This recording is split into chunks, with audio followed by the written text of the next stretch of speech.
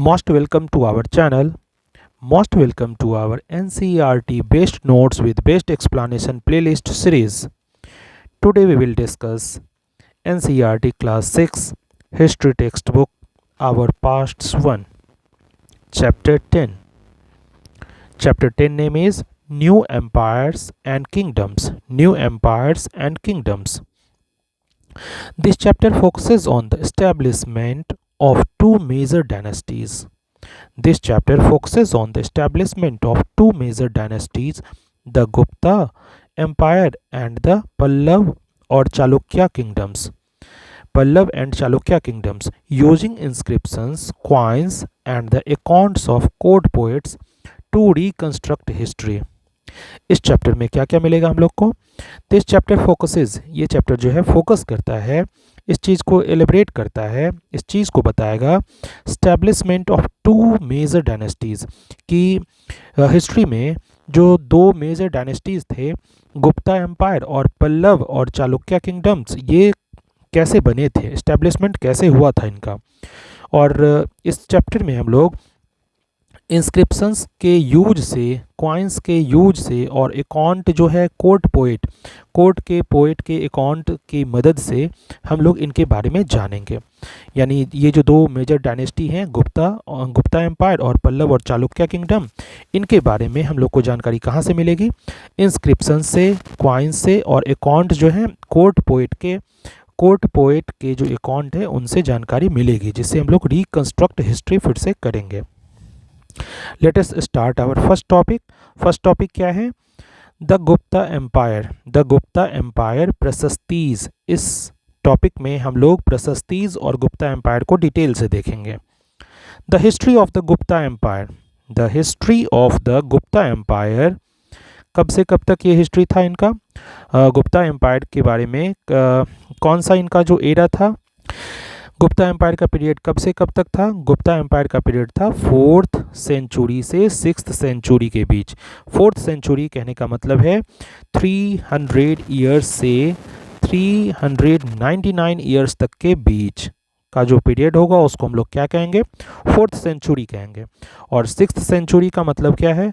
तो 6th century का मतलब है 500 ईयर्स से लेके 599 ईयर्स तक के बीच का जो समय है ना, उसको हम लोग 6th सेंचुरी कहते हैं। और ये सीई जो लिखा हुआ है, इसका मतलब होता है कॉमन एरा। कॉमन एरा के बारे में हम लोग प्रीवियस जो चैप्टर्स है उसमें हम लोग पढ़े हैं। कॉमन एरा का मतलब सेम होता है, जो एडी हम लोग लिखते थे ना, एंटो डोमिनी, वही चीज़ होता है। यानी इसका मतलब होता है कॉमन एरा और एडी सेम है। कॉमन एरा और एडी यानी सी और एडी लिखा हुआ है, इसका मतलब होता है जीसस क्राइस्ट का जो बर्थ है उसके बाद का वो समय है। यानी जीसस क्राइस्ट के बर्थ के बाद का वो समय है, बर्थ के आफ्टर का वो समय है। यानी अगर यहाँ लिखा हुआ है 4th सेंचुरी सीई, इसका मतलब जीसस क्राइस्ट के बर्थ के 300 साल से लेके 399 के बीच की बात है, जिसको 4th सेंचुरी कहेंगे। 6th सेंचुरी का भी ऐसा ही है कि जीसस क्राइस्ट के बर्थ के 6th सेंचुरी यानी जीसस क्राइस्ट का बर्थ के बाद 500 साल से लेके 599 साल के बीच का बात है। तो सी और एडी सेम है, ये ध्यान रखना है। नौ, क्या टॉपिक था हमारा? The history of the Gupta empire कहाँ से कहाँ तक है? 4th to 6th century C is largely known through prashastis. इसके बारे में कहाँ से पता चलता है हम लोग को? प्रशस्तीज से पता चलता है। इनका जो हिस्ट्री है गुप्ता एम्पायर का, इसके बारे में हम लोग को ज़्यादातर जानकारी कैसे से मिलता है? Largely known by prashastis. Through prashasti के थ्रू हम लोग को जानकारी मिलता है। प्रशस्ति होता क्या है? तो देखते हैं। स्पेशल काइंड का ये संस्कृत इंस्क्रिप्शन होता है। क्या होता है ये? स्पेशल काइंड का संस्कृत इंस्क्रिप्शन होता है, जिसका मतलब होता है, मीनिंग होता है इन प्रेज ऑफ, यानी कि प्रशंसा में। किसके प्रशंसा में? तो राजाओं की प्रशंसा होती थी। कौन करते थे? कोर्ट पोइट करते थे। तो प्रशस्ति क्या होता है? स्पेशल काइंड का संस्कृत इंस्क्रिप्शंस है। संस्कृत इंस्क्रिप्शंस का स्पेशल काइंड है, जो जिसमें क्या होता है? तो इन प्रेज ऑफ, यानी इसमें प्रशंसा लिखी जाती है किसी की, यानी एम्पायर में जो राजा होते हैं ना, उनकी प्रशंसा लिखी जाती है। कौन लिखते थे? कोर्ट के पोइट लिखते थे। तो history of the Gupta empire fourth to six century C is largely known through, किस चीज़ के थ्रू जाना जाता है? प्रशस्ति के थ्रू।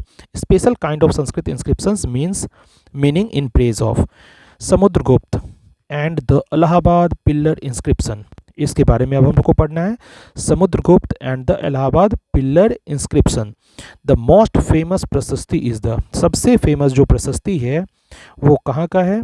Allahabad pillar inscriptions. सबसे जो इम्पोर्टेंट प्रशस्ति है वो इलाहाबाद के पिल्लर का इंस्क्रिप्शन है, इलाहाबाद पिल्लर इंस्क्रिप्शन वाला है। The most famous prashasti is the Allahabad pillar inscriptions, also known as the Prayag prashasti, जिसका नाम दूसरा क्या है? प्रयाग प्रशस्ति के नाम से भी जाना जाता है, जिसे हम लोग प्रयाग प्रशस्ति के नाम से भी जानते हैं। कंपोज कौन किए थे? हरिसेन, हरिसेन के द्वारा कंपोज हुआ था। जो कोर्ट पोएट किनके थे? समुद्रगुप्त के कोर्ट पोएट थे। यानी जो मोस्ट फेमस प्रशस्ति है वो कौन सा है? इलाहाबाद पिल्लर इंस्क्रिप्शंस वाला, जिसको हम लोग प्रयाग प्रशस्ति के नाम से भी जानते हैं, और हरिसेन के द्वारा कंपोजिशन हुआ था इनका। और ये हरिसेन कौन थे? तो समुद्रगुप्त के कोर्ट पोएट थे। नाउ हरिसेन डिस्क्राइब्ड, हरिसेन ने क्या लिखा था, किसके बारे में लिखा था? तो समुद्रगुप्त के बारे में लिखा था। Harisena described Samudragupta as a warrior, इनकी बड़ाई क्या क्या की थी? ये वॉरियर थे, लर्नड मैन थे। सेकेंड इनकी बड़ाई क्या थी? इनके प्रेज में क्या लिखा हुआ था? वॉरियर थे, समुद्रगुप्त जो हैं वॉरियर थे, लर्नड मैन थे एंड बेस्ट पोएट थे। He is equated him with the God's, इतनी ज़्यादा बड़ाई इन्होंने की है हरिसेन ने अपनी प्रशस्ति में, जो प्रयाग की प्रशस्ति थी उसमें इतनी ज़्यादा बड़ाई की है कि इन्होंने उन्हें गॉड से इक्वेट किया है, मतलब भगवान के तुल्य माना है, गॉड के जैसा माना है। Harisena described Samudragupta as a warrior और learned man and the best poet, he equated him with the gods, god के जैसा इनको बताया है। The four kinds of rulers conquered by Samudragupta, अब इस प्रशस्ति में आगे हम लोग को और क्या मिलता है? The four kinds of rulers conquered by Samudragupta, Samudragupta के द्वारा जो है ना 4 टाइप के रूलर को जीता गया था, लड़ाई में जीता गया था। ये 4 टाइप का भी हम लोग देखेंगे, एक्सप्लेन करेंगे। यानी समुद्रगुप्त के द्वारा 4 टाइप्स के यानी 4 किंग्स जो हैं, 4 काइंड्स ऑफ रूलर्स जो हैं वो कॉन्कर्ड किए गए थे, यानी जीते गए थे। वो कौन कौन से, इसके बारे में हम लोग देखेंगे। Harisena's inscriptions divided Samudragupta's military campaigns into 4 categories.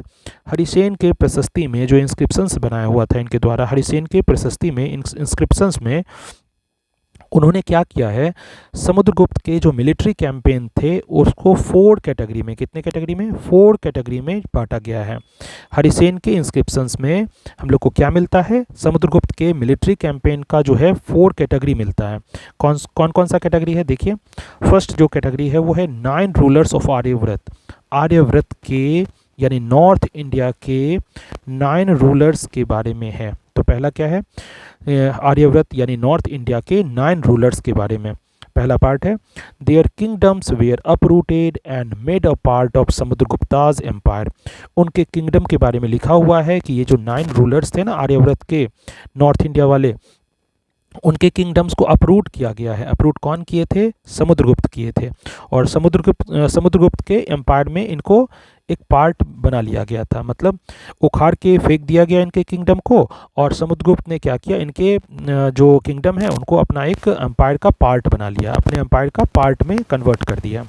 यानी 9 रूलर्स ऑफ आर्यव्रत जो नॉर्थ इंडिया के थे उनको समुद्रगुप्त ने क्या किया था? उनके किंगडम्स को अपरूटेड कर दिया, यानी उखाड़ के फेंक दिया और अपने किंगडम में मिला लिया। सेकेंड किसके बारे में लिखा हुआ है? 12 रूलर्स ऑफ दक्षिण पथ, यानी साउथ इंडिया के दक्षिण पथ के जो है ना 12 रूलर्स के बारे में बताया हुआ है इनकी प्रशस्ति में, कि दक्षिण पथ के जो 12 रूलर थे, साउथ इंडिया वाले 12 रूलर्स थे, समुद्रगुप्त उनको क्या किए? उनको भी डिफीट कर दिया, समुद्रगुप्त ने उनको भी हरा दिया, समुद्रगुप्त ने डिफीट कर दिया उनको। And but allot them to rule again, लेकिन उनको फिर से वो रूल करने के लिए कह दिया गया। समुद्रगुप्त डिफीटेड देम, उनको हरा तो दिए समुद्रगुप्त, लेकिन फिर से उनको अलाउ कर दिए कि आप रूल अगेन कर लीजिए, फिर से आप रूल कीजिए। ही डिड दिस, उन्होंने ऐसा क्यों किया? Because governing from Pataliputra the capital was difficult. ऐसा उसने इसलिए किया क्योंकि समुद्रगुप्त कहाँ पे गवर्न कर रहे थे, कहाँ पे वो अपना शासन संभाले हुए थे, कहाँ से वो शासन कर रहे थे, तो पाटलिपुत्रा से, यानी मगध के एरिया में पाटलिपुत्र से वो शासन संभाल रहे थे। पाटलिपुत्रा तभी उनकी राजधानी थी और वहाँ से इतने दूर साउथ इंडिया में दक्षिण पथ वाले 12 रूलर्स जिनको वो जीते थे उन उसके किंगडम को चलाना असंभव था, वहाँ पे डिफ़िकल्ट लगता था उनको।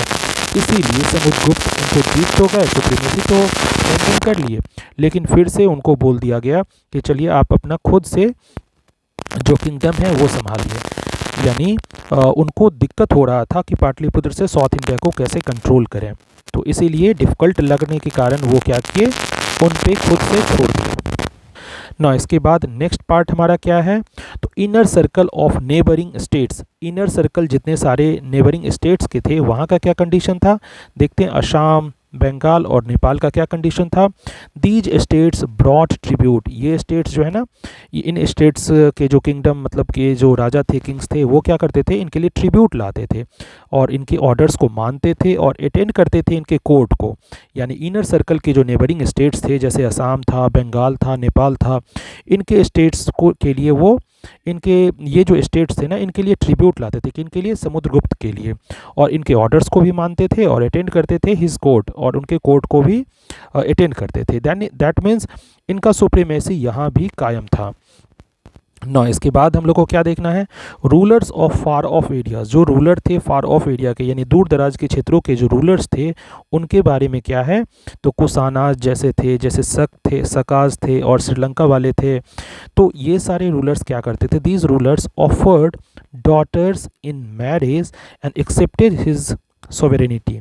यानी ये जो फार ऑफ एरियाज वाले रूलर्स थे, कुशानाज, सकाज और श्रीलंका वाले रूलर्स जो थे, ये रूलर्स भी इनके सुप्रीमेसी को, इनके सोवरेनिटी को एक्सेप्ट करते थे। इसके लिए ये लोग क्या करते थे, ऑफर्ड करते थे अपने डॉटर्स को मैरिज के लिए, अपने डॉटर्स को मैरिज के लिए इनको ऑफ़र किया जाता था, कि इनको गुप्ता डायनेस्टी को, यानी समुद्रगुप्ता के पीरियड वाले जो डायनेस्टीज़ थे, गुप्ता डायनेस्टी के पीरियड में क्या करते थे ये रूलर, यानी कुशानाज, सकाज और श्रीलंका वाले जो फार ऑफ एरिया वाले रूलर थे, अपने डॉटर्स को मैरिज के लिए ऑफ़र करते थे, इनसे मैरिज करवाने के लिए ऑफ़र करते थे और एक्सेप्ट कर लेते थे इनके सॉवरेनिटी को, यानी इनके वर्चस्व को मानते थे ना। तो ये हम लोग 4 टाइप का क्या पढ़ रहे थे, 4 टाइप का, ये total 4 kinds of ruler conquered by Samudragupta. Samudragupta के द्वारा जो है 4 तरह के रूलर्स जो कॉन्कर्ड किए गए थे, मतलब जीते गए थे, जिसके बारे में हम लोग को इन्फॉर्मेशन कहाँ से मिलता है,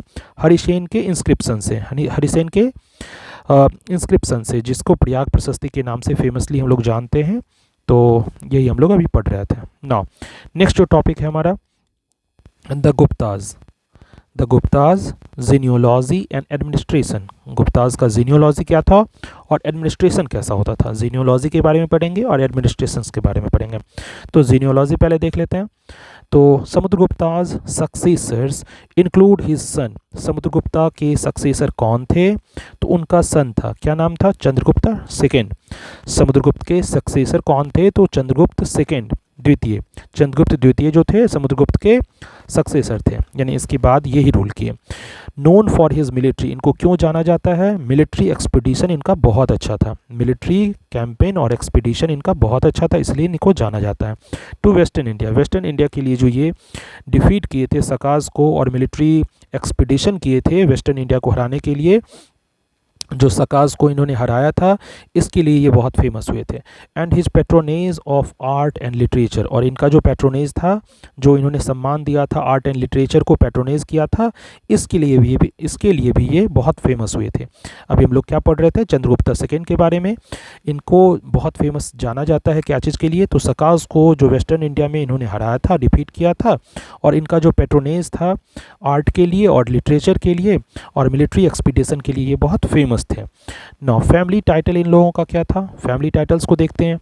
द अर्ली गुप्ता रूलर्स जो थे, अर्ली के जो गुप्ता रूलर्स थे, एडॉप्ट किए थे ग्रांड टाइटल। कैसा टाइटल था, ग्रांड टाइटल, बहुत महान एक टाइटल एडॉप्ट किए थे। वो टाइटल का नाम क्या था, महाराजा धीराज। महाराजा धीराज ये अपने आप को कहलवाते थे। इसका मतलब क्या होता था, ग्रेट किंग और किंग ऑफ किंग्स यानी राजाओं के राजा और महान राजा। The family history shows the importance of their mothers side. इनके फैमिली का जो हिस्ट्री है ना, इनके मदर के साइड को बहुत ज़्यादा इम्पोर्टेंट मानता था। समुद्रगुप्त की जो मदर थी उनका नाम क्या था? कुमारा देवी, जो लिच्छवी गण से ना बहुत ज़्यादा बिलोंग करती थी, यानी लिच्छवी गण की ही थी, लिच्छवी गण से बिलोंग करती थी। यानी फैमिली टाइटल में क्या है? Family title early Gupta rulers जो है ना अडॉप्ट करते थे ग्रांड टाइटल। कैसा टाइटल था? महाराजा धीराज कहलवाना पसंद करते थे, जिसका मतलब क्या होता था?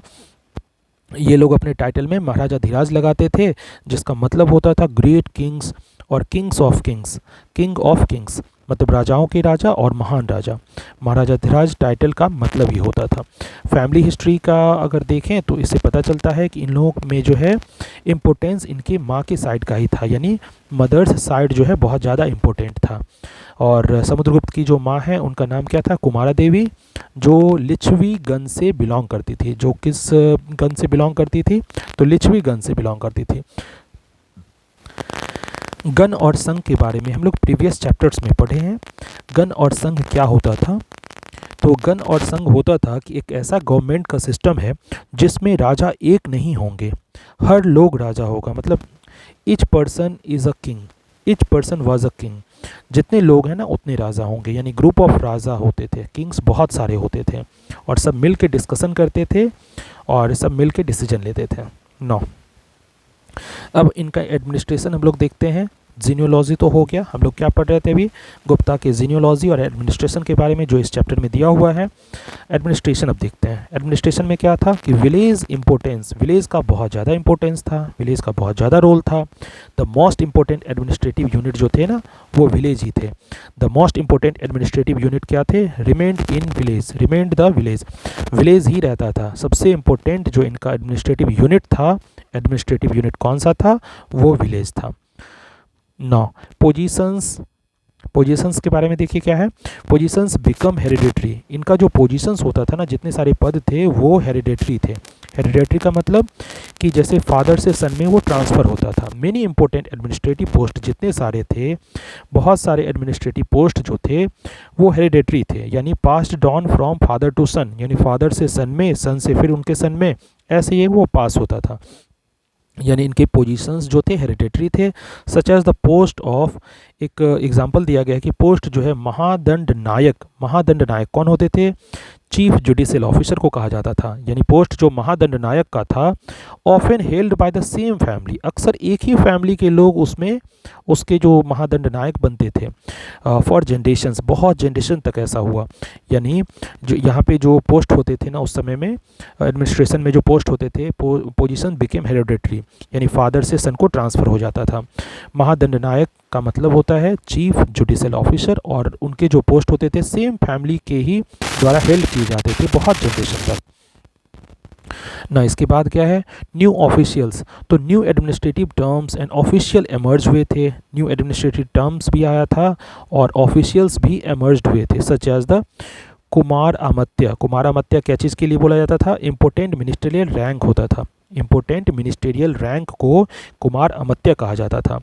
और संधि विग्रहिका, संधि विग्रहिका क्या चीज़ के लिए था? तो minister of war and peace, यानी वार और पीस के जो मिनिस्टर है उनको संधि विग्रहिका बोला जाता था। कुमार अमात्य किसको बोला जाता था? इम्पोर्टेंट मिनिस्ट्रियल रैंक को। इम्पोर्टेंट मिनिस्ट्रियल कोई रैंक का व्यक्ति है तो उसको कुमार अमात्य बोलते थे। और संधि विग्रहिका जो है वो minister of war and peace को कहते थे।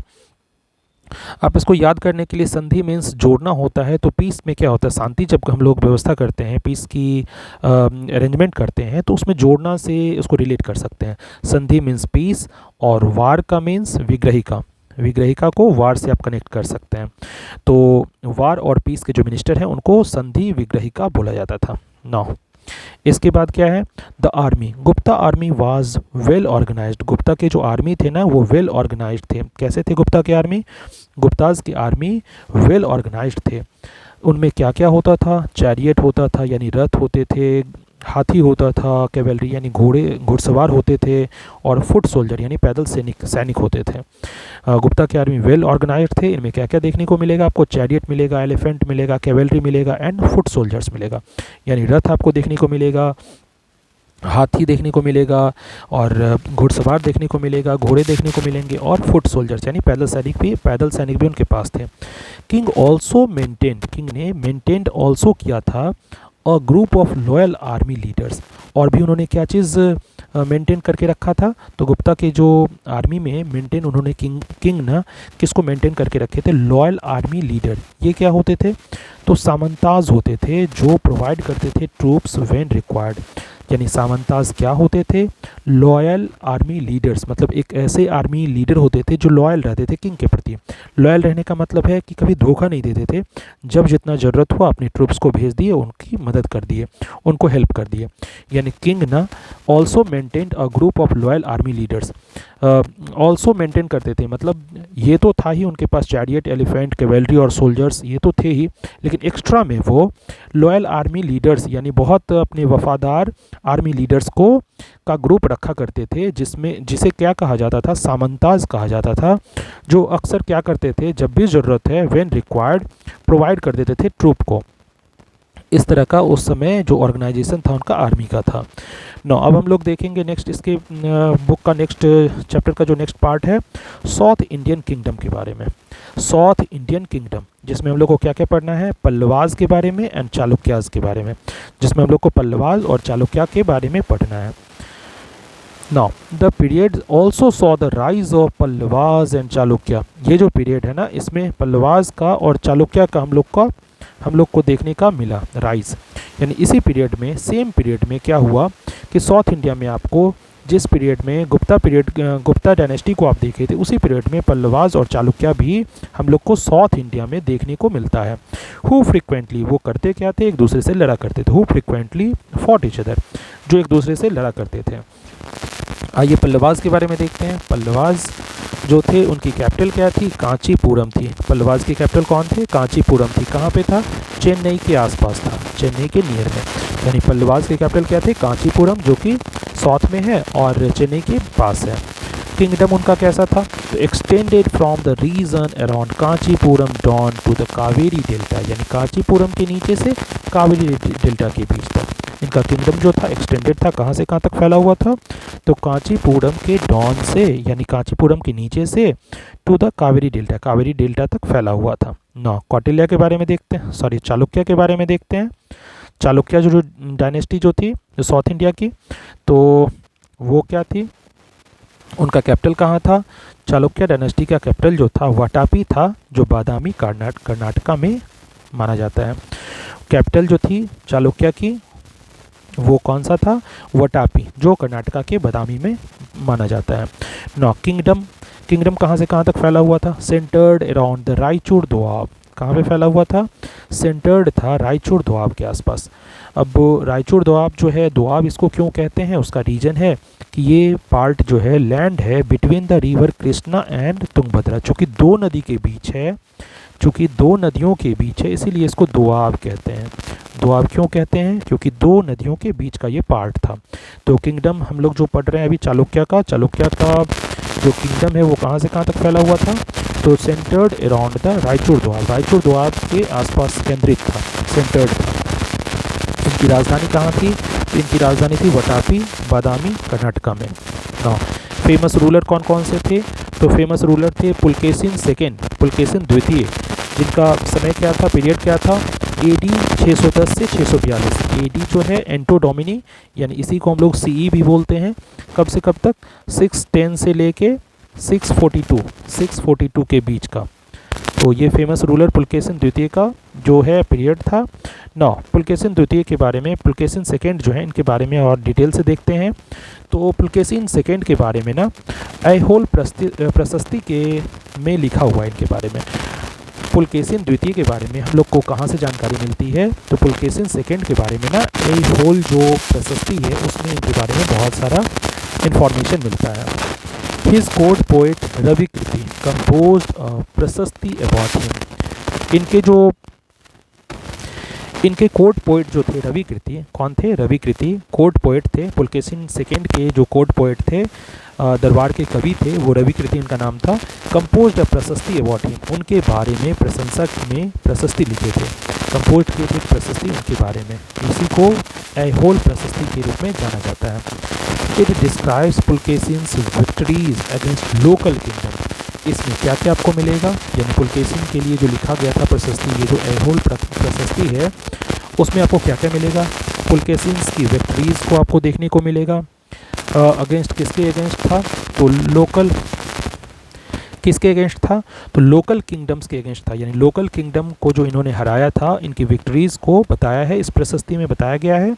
His successful repulsion of an attack by the famous north Indian ruler Harshvardhan. Harshvardhan जब नॉर्थ इंडियन रूलर अटैक किए थे इनको, तो इनका जो सक्सेसफुल रिपल्सन हुआ था उसके बारे में भी लिखा हुआ है।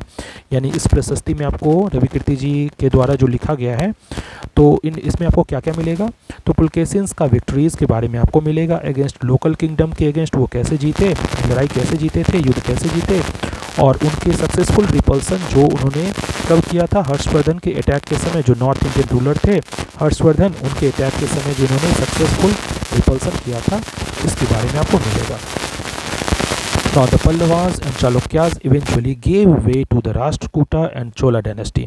पल्लवाज और चालुक्य के बाद जो है राष्ट्रकूटा और चोलास डायनेस्टी आते हैं, यानी पल्लवाज और चालुक्य जो है इवेंचुअली अंततः क्या करते हैं? रास्ता दे देते हैं राष्ट्रकूटा को और चोला डायनेस्टी को। तो ये सब हम लोग प्रशस्ति में देखेंगे। नाउ नेक्स्ट जो हमारा टॉपिक है वो है people and sources. People and sources, तो पीपल और सोर्सेज देखते हैं, पीपल के बारे में कैसे पता चलता है। तो ordinary people, the lives of ordinary people are rarely mentioned in the royal inscription. ये जो रॉयल इंस्क्रिप्शंस अभी जो पढ़ रहे थे प्रशस्ति के बारे में, उसमें बहुत कम मिलता है किसके बारे में? ऑर्डिनरी पीपल के लिविंग के बारे में हमको पता नहीं चलता है, क्योंकि वो मेनली फोकस करके किनको लिखा जाता था? राजाओं को फोकस करके लिखा जाता था, उनके प्रेज में लिखा जाता था, और उनके रॉयल कोर्ट में लिखा जाता था, उनके कोर्ट पोएट ही करते थे। तो उनमें सामान्य लोगों की जानकारी क्यों मिलेगी आपको? उनमें तो केवल राजाओं की जानकारी मिलेगी, बहुत कम जानकारी मिलती है, रेयरली मेंशन्ड। यानी the lives of ordinary people are rarely mentioned in the royal inscriptions. इसलिए ऑर्डिनरी पीपल की जानकारी हमको इस रॉयल इंस्क्रिप्शंस में नहीं मिलती है। नाउ अब जो है देखते हैं कि कोई ट्रेवलर के अकाउंट में उनकी जानकारी मिलती है कि नहीं, पीपल एंड सोर्सेज के बारे में, पीपल के बारे में जानकारी मिलती है कि नहीं। तो फायान, फायान कौन थे? फायान जो थे द चाइनीज़ बुद्धिस्ट पिलग्रिम। आपको पता है इससे पहले वाले चैप्टर में भी हम लोग डिस्कस किए हैं। चाइनीज़ बुद्धिस्ट पिलग्रिम जो हैं वो फायान थे, हु विजिटेड इंडिया, जिन्होंने इंडिया को विजिट किया during the rain of Chandragupta. कब आए थे वो? चंद्रगुप्त सेकेंड के टाइम में ना वो आए थे India. Left an account of the Gupta's, Gupta's के लिए एक उनका जो अकाउंट था, मतलब वो जो लिखे थे इनके बारे में, उससे गुप्ताज के बारे में जानकारी हम लोग को मिलता है। ही नोटेड द हैप्पीनेस, उन्होंने क्या नोट किया था अपने अकाउंट में? तो हैप्पीनेस ऑफ द पीपल, यानी पहला पार्ट क्या था वो? हैप्पीनेस ऑफ द पीपल, यानी लोग कितने खुश हैं इसके बारे में उन्होंने लिखा था उस पीरियड में। The lack of capital punishment, दूसरा क्या लिखा था बात उन्होंने? Lack of capital punishment, capital punishment वहाँ पे बहुत कम था, इसके बारे में उन्होंने लिखा था। And the practice of untouchability, और तीसरी चीज़ क्या थी? तो प्रैक्टिस ऑफ अनटचेबिलिटी, यानी अनटचेबिलिटी उस समय में भी प्रैक्टिस में था, इसके बारे में भी उन्होंने लिखा था। अनटचेबिलिटी के लिए ही उन्होंने लिखा था कि where people had to announce their presence by clapping as they entered a town. कभी कोई अनटचेबल लोग यानी अछूत कोई अगर आते थे टॉन में, तो क्या करते थे? अपना क्लैपिंग करके प्रेजेंस का अनाउंसमेंट करते थे, मतलब वो आ गए हैं, इसको कैसे बताएंगे? तो क्लैपिंग करके वो अब टॉन में एंटर करते थे। इससे सबको पता चल जाता था कि जो है अनटचेबल लोग आ रहे हैं, और लोग उनको साइड हो जाते थे, उनको रास्ता दे देते थे। यानी फायान के अकाउंट से जो चाइनीज़ बुद्धिस्ट पिलग्रिम जो भारत आए थे, विजिट किए थे इंडिया, किसके समय में? चंद्रगुप्त सेकेंड के समय में फायान के अकाउंट से हम लोगों को गुप्ताज के बारे में जानकारी मिलती है। क्या क्या चीज़ की जानकारी मिलती है? कि लोग, कॉमन लोग जो थे ना, हैप्पीनेस ऑफ द पीपल, लोग कितने खुश थे उस समय, कैपिटल पनिशमेंट की बहुत कमी थी, और अनटचेबिलिटी प्रैक्टिस में था। ये सब चीज़ की जानकारी हमें मिलती है। और अनटचेबिलिटी के लिए एक स्पेशल बात लिखी हुई है कि जो अनटचेबल थे वो कैसे प्रेजेंस अपना बताते थे, जब भी टॉन में घुसते थे टर्न में एंटर करते थे तो क्लैपिंग करते रहते थे, प्रेजेंस बताते थे, अपने अनाउंसमेंट क्या करते थे तो क्लैपिंग करके अनाउंस करते थे अपने प्रेजेंस को। ना इसके बाद क्या है, बाणभट्ट द कोर्ट पोएट, ये कहाँ किनके कोर्ट पोएट थे, ये हर्षवर्धन के कोर्ट पोएट थे, यानी हर्षवर्धन के राज्य के कवि थे। बाणभट्ट कौन थे, कोर्ट पोएट थे हर्षवर्धन के। कंपोज्ड क्या किए हैं वो, हर्षचरित जो हैं वो कंपोज किए हैं। और बायोग्राफी ऑफ द हर्ष, यानी हर्षवर्धन का बायोग्राफी है, ये बायोग्राफी है, यानी ये लिखे थे बाणभट्ट। अगर ऑटोबायोग्राफी होता तो यानी हर्षवर्धन खुद लिखते अगर, तो इसका नाम पड़ जाता ऑटोबायोग्राफी, यानी बायोग्राफी का मतलब कोई दूसरा आदमी उनका बायोग्राफी लिखे हैं। तो बायोग्राफी एंड ऑटोबायोग्राफी में डिफरेंस है, ये ध्यान रखना है। ऑटोबायोग्राफी जब भी लिखा जाता है दैट मीन्स वो खुद से लिखा जाता है। तो बाणभट्ट के बारे में पढ़ रहे थे। The court poet of Harshvardhan, ये हर्षवर्धन के कोर्ट पोएट थे और कंपोज किए थे हर्षचरित क्या है, तो बायोग्राफी ऑफ हर्ष, यानी हर्षवर्धन की बायोग्राफी है जो संस्कृत लैंग्वेज में है। और ये गुड सोर्स है, उस पीरियड के बारे में बहुत सारे चीज़ की जानकारी हमें देता है। ये हर्षचरित जो है उस समय के उस पीरियड के बारे में बहुत सारा अच्छी जानकारी हमें देता है, यानी गुड सोर्स है। नौ, अब ये सारा टॉपिक था इस चैप्टर में। तो कंक्लूजन के लिए एक लाइन है, this chapter uses diverse sources. इस चैप्टर में हम लोग को क्या क्या मिला, डाइवर्स सोर्सेज, बहुत सारे सोर्सेज मिले, जैसे कि रॉयल रिकॉर्ड्स मिला, प्रशस्तीज मिला, पोइट्री मिला, फॉरेन अकाउंट्स मिला, to construct a rich political and cultural history of the early empires and kingdoms. जैसे कि पॉलिटिकल और कल्चरल हिस्ट्री हम लोग को रिच, यानी इस चैप्टर में क्या क्या मिला हम लोग को, डाइवर्स सोर्स मिला, जैसे कि रॉयल रिकॉर्ड्स, प्रशस्ति के बारे में पढ़े, क्या होता है, क्या चीज़ लिखा जाता है इसमें, कौन लिखते हैं, पोइट्री से क्या इन्फॉर्मेशन मिलता है, फॉरेन अकाउंट से क्या इन्फॉर्मेशन मिलता है।